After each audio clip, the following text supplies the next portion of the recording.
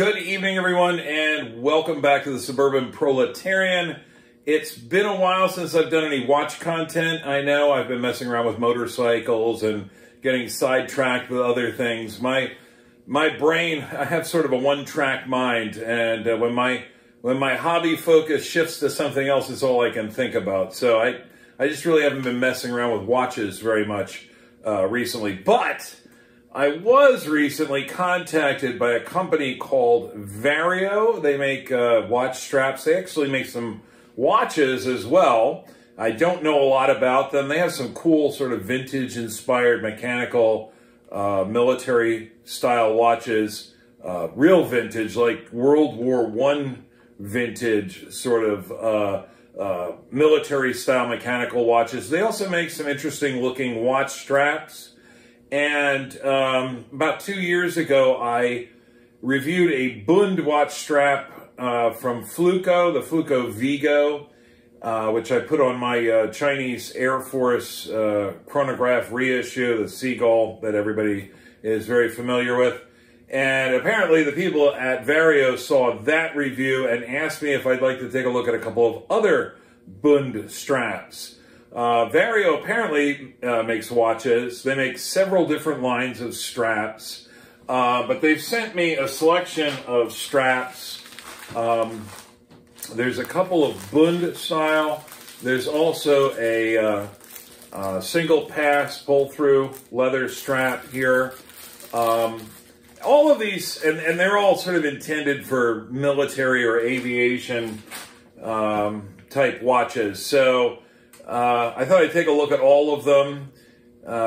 Pull-through straps and Bund straps look good on military field type watches. So I have my MDC, my little MDC field watch here, which I reviewed, I don't know, a year and a half ago, something like that. If anybody's been interested in how the MDC is holding up, because I was pretty impressed with it. I think I gave it a pretty good review. It's been seeing a lot of wrist time. Still reminds me a lot of like a Timex Camper, but it's just been a rugged little watch. You can't beat them for the price. So I think I'm going to put one of the Bund straps on this, and another watch that I've been thinking about replacing the strap on, which isn't exactly aviation style, but it is a space watch, is my Bulova Lunar Pilot. And of course the upcoming Artemis mission, our triumphant return to the moon after 50 years, has me kind of in a lunar exploration mood. And I just recently got the Lunar Pilot back out, and I've also been thinking about, although I haven't really been doing watch stuff, I have been looking at and thinking about, as I'm sure many of you have, the Moon Swatch. And I very well might be picking one of those up. And I think it would be really interesting to do a comparison between the Moon Swatch and the Bulova Lunar Pilot, two almost moon watches. I think that would be really cool. So you might want to keep an eye out for that in the future, because I don't know how much longer I can wait before I click the buy button. Well, actually, it's hard to find a Moon Swatch right now. It may take me a little while to find one at a reasonable price. I don't want to pay $400 for a Moon Swatch. So anyway, we're not here to talk about that. We're here to talk about watch straps. So let's move to a tabletop and we'll take a look at these straps. I'll install one of the Bunds on the Lunar Pilot, and another one and the pull-through we'll take a look at with this little field watch. Okay, everyone, so straight away I'd like to apologize. I know this is not my normal setup, but I'm kind of killing some time here, and I thought I would take a few minutes to make a video. I hope this white background doesn't look too nasty in the final video, but anyway, here's my Bulova Lunar Pilot. I reviewed this watch in at least one previous video, which you're welcome to check out. And here's my little MDC field watch from infantry. I also reviewed this one, I don't know, a year and a half ago. It's a pretty simple watch with a press-on back, but it has that simple military field watch look to it. I think they're both suitable for the types of straps that I'm going to be looking at today. So Vario makes a series of different, or several different series of watch straps. And these are all from their Crazy Horse series, which are specifically devoted to military-style watches. They're made from a leather that distresses very easily. Any little scratch or something will make some patina on the strap. So these break in rather quickly, at least they're supposed to, and they should sort of get that weather-beaten military look rather quickly. I made my little test scratch on the back because that'll be covered up by the watch. So this is a 3-piece Bund strap. It has screw connectors for the spring bars. I think this one's going to be the right size for the MDC. This is 18 millimeters, I believe, and I think this is 18 millimeters. And, oh, oops. Actually, that might not work with this watch, but we'll try it anyway. I may need to find a watch with a narrower lug width for this strap ultimately, but it'll probably look okay for now. So we're going to try that on that watch. Vario also sent me a single pass pull-through strap, which is also in leather. And this is also 18 millimeters, I believe. So this may also be a bit too narrow. Oh, now that actually looks like it's the right width for the MDC. All right, I'm gonna have to go back and do some research. So why don't we go ahead and put this single pass pull through. Oh yeah, you can see it does patina quite easily. Put this single pass pull through on this watch and see how it looks. Wow, yeah, I think that actually suits this watch very nicely. This color is called Muddy Gray.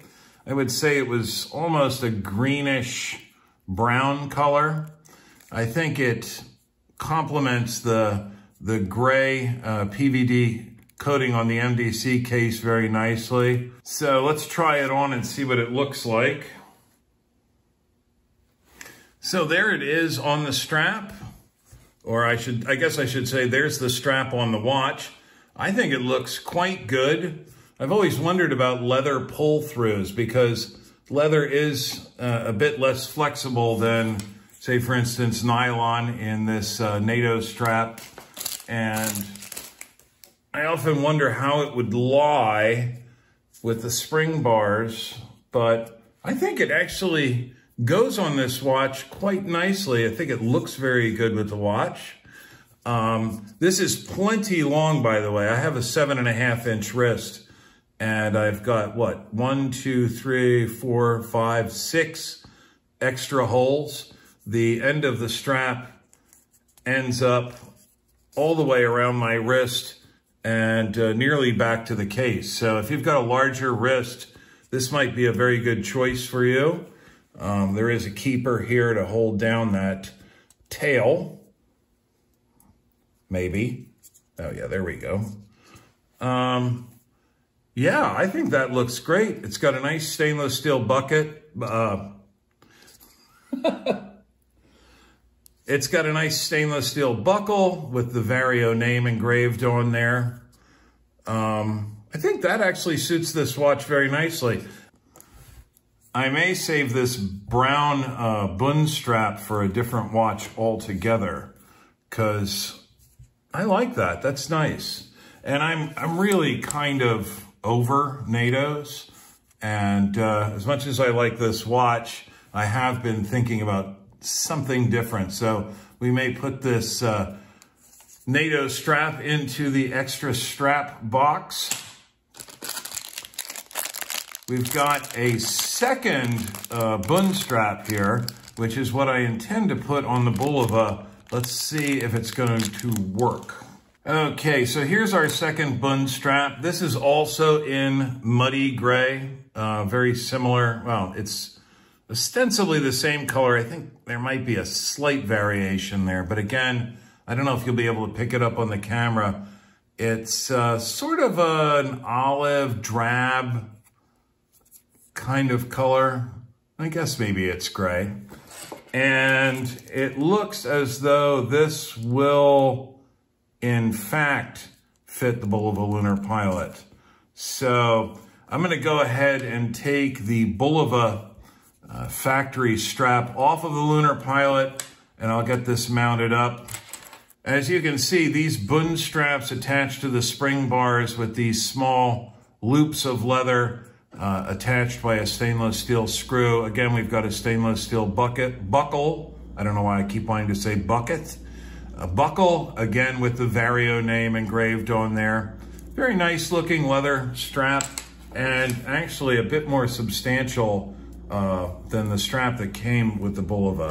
So I'm gonna go ahead and get that mounted up, and we'll take a look at what it looks like. All right, so the first thing you're gonna have to do is take the screw out of this keeper, and on the end of the strap that has the buckle, you're gonna have to pass the strap through the keeper on the Bund backer first, because this buckle will not fit through here. Once we get it attached to the watch, we'll be able to put the spare end through the other keeper, but you've got to start by doing this. I learned that the hard way with other Bund straps. Okay, so now that we've got the Bulova off of its factory strap, remember that the buckle end always goes towards the top of the watch face. So I will feed this little keeper, this little loop through here. And now we will reattach it to the upper part of the Bund strap using the screw stud and the little screw there. So you see we've got the first end attached here with the screw backer. Now we will repeat the process with the other end of the strap, and then finally pull this through the keeper down here. So I'll go ahead and do that, and we'll take a look at what the watch looks like on this Vario Bund strap. All right, so I've actually had to make a small modification to the strap. There wasn't quite enough clearance for the spring bar inside this little leather loop, and so I had to trim this end ever so slightly. Of course, when you do that, you want to make sure to stay away from the stitching. But I did get an answer to a question. A lot of times when I review watch straps, people go, oh, that's not real leather, that's not real leather, that's plastic, blah, blah, blah. I can tell you that this one's real leather, because I had to sand this end down on the belt sander a little bit, and you can clearly see that this is leather all the way through. Oh, my fingernails are disgusting. There, that's a little bit better. Keep in mind, I do work outdoors all day long. All right, let me make a second attempt at this. All right, so we've got our Bulova Lunar Pilot mounted up on this Vario Bund strand, which is leather, and I think it looks great. I'm not crazy about a black watch on a black strap with a black buckle. I think it's all just a bit too much. And I think this muddy gray complements the black case of the watch nicely. We've got stainless steel hardware here that gives it a little bit of contrast to the black case. And of course, aviation or space watches, there's a long tradition of them being mounted on Bund straps. So let me go ahead and put this on my wrist. Okay, and there it is on the wrist. My 7.5-inch wrist, there's only 2 holes beyond the prong there. So I wouldn't be able to take a much smaller strap than this. So if you've got, you know, some massive 8.5-inch wrist, you might want to take that into account.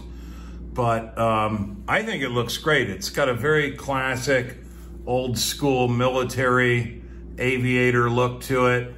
Now, this is rather bulky when you have the Bund backer on here. It's a little bit stiff. It takes a little while for these to break in. As a matter of fact, I may end up moving up a hole on the strap as the strap conforms to my wrist. but it's very comfortable. I like Bund straps because they keep the watch case away from your wrist.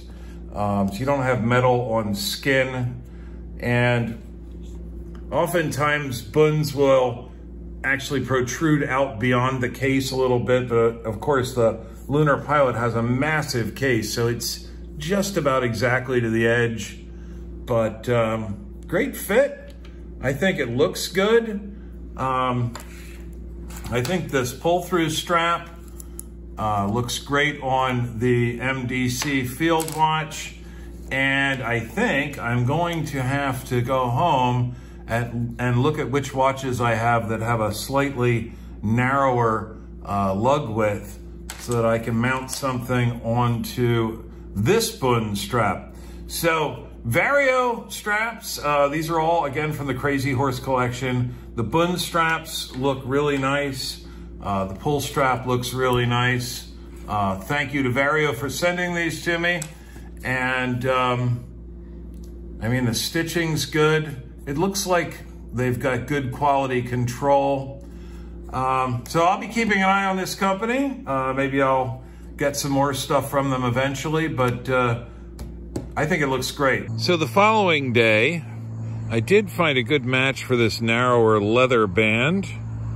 My transitional Vostok Scuba Dude fits on there perfectly, and I think it looks great.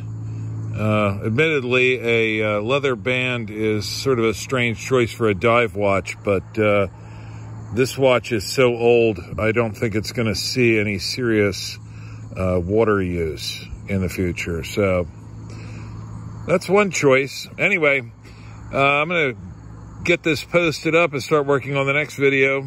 When I get that up, I hope to see each of you here then. Later, guys.